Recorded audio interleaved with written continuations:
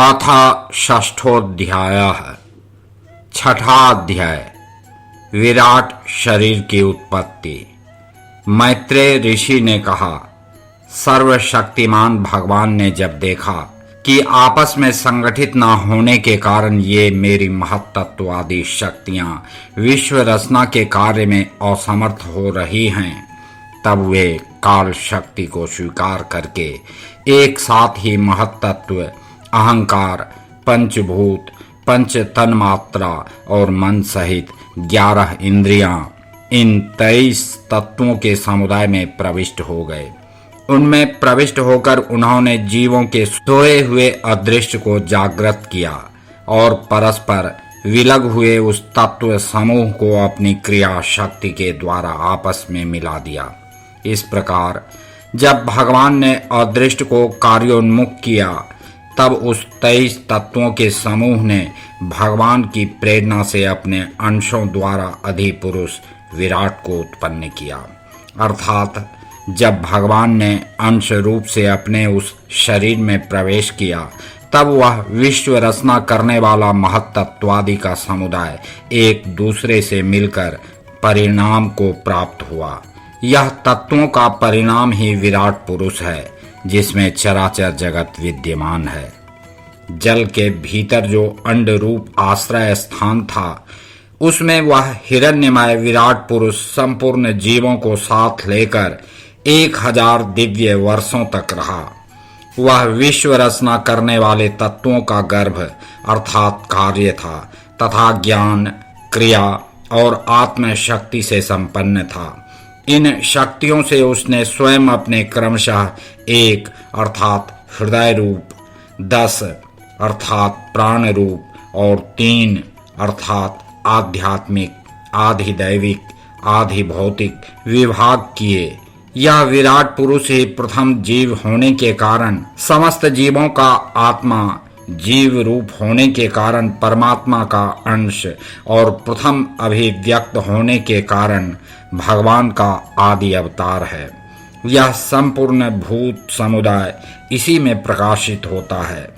यह अध्यात्म, अधिभूत और अधिदैव रूप से 3 प्रकार का, प्राण रूप से 10 प्रकार का और हृदय रूप से 1 प्रकार का है।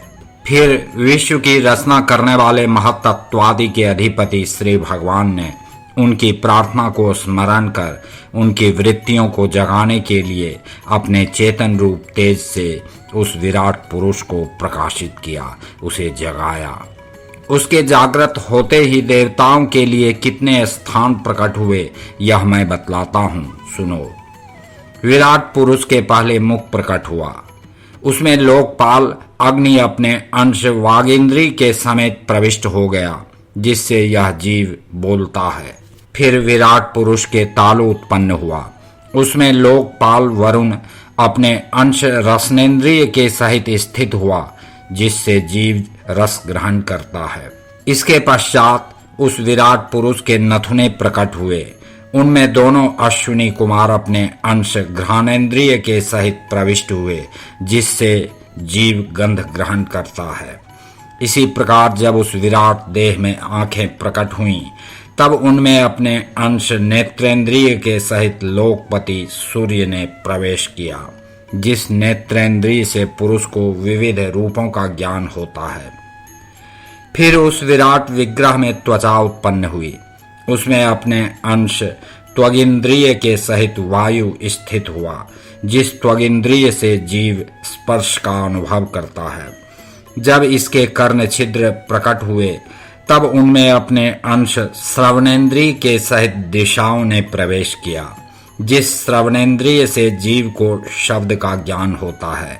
फिर विराट शरीर में चर्म उत्पन्न हुआ। उसमें अपने अंश रोमों के सहित औषधियां स्थित हुईं, जिन रोमों से जीव खुजली आदि का अनुभव करता है। अब उसके लिंग उत्पन्न हुआ। अपने इस आश्रय में प्रजापति ने अपने अंश वीर्य के सहित प्रवेश किया, जिससे जीव आनंद का अनुभव करता है।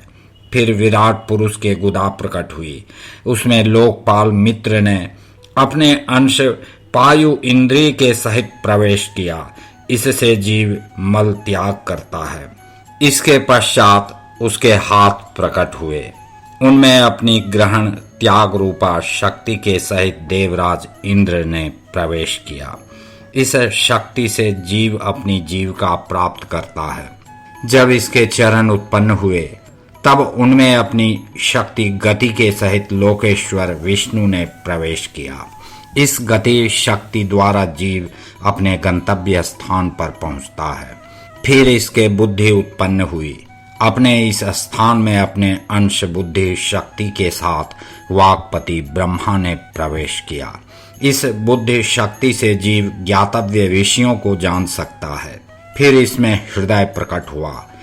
उसमें अपने अंश मन के सहित चंद्रमा स्थित हुआ। इस मन शक्ति के द्वारा जीव संकल्प विकल्पादि रूप विकारों को प्राप्त होता है।